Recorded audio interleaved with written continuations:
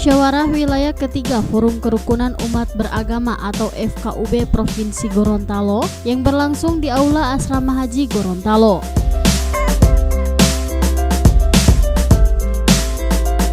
Acara ini diikuti oleh 75 peserta utusan FKUB Kabupaten Kota dan secara resmi dibuka oleh Wakil Gubernur Gorontalo Dr.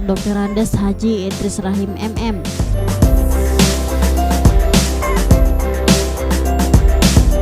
Dalam arahannya, Wakil Gubernur mengatakan Muswil FKUB yang berlangsung selama 2 hari tersebut harus menjadi momen untuk mengevaluasi eksistensinya dalam membangun dan membina kerukunan umat beragama di Provinsi Gorontalo.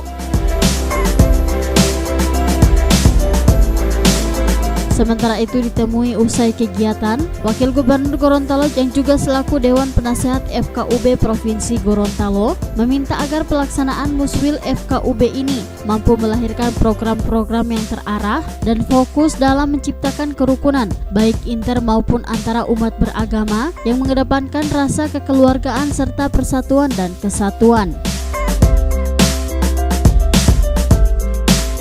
Kita tidak bisa terlena bahwa Gorontalo ini aman.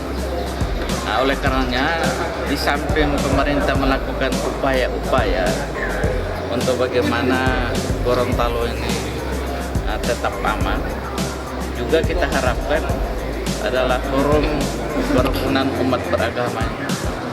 Di antaranya mereka harus mampu membina juga memelihara kerukunan intern umat beragama itu sendiri, juga membina kerukunan antar umat beragama, juga membina kerukunan inter maupun antar umat beragama dengan pemerintah.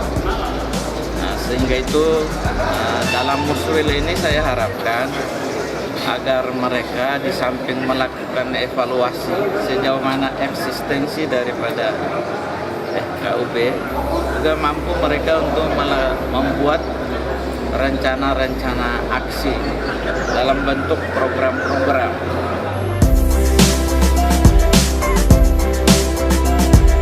Turut hadir pada pembukaan Muswil tersebut yakni Ketua Majelis Ulama MUI Provinsi Gorontalo Abdurrahman Bahmid, Ketua FKUB Provinsi Gorontalo Kiai Haji Abdul Rashid Kamaru, serta sejumlah perwakilan pimpinan Forkopimda Provinsi Gorontalo.